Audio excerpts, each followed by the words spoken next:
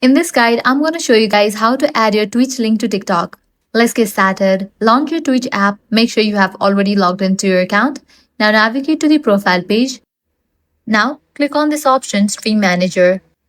Over here, you're going to find different icon at the bottom. Click on this clock kind of icon. Then click on this pencil kind of icon. You'll be directed to the Edit Stream Info page.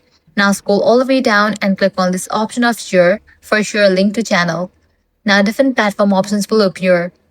If you find TikTok, you can click on it, or else you can click on the option of copy.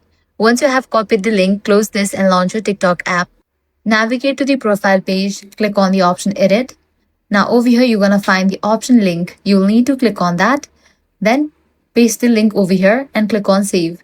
Just for that, you have added your Twitch link to TikTok. So that's a wrap for this video. If this guide helped you out, do not forget to like, share and subscribe. Thanks for watching.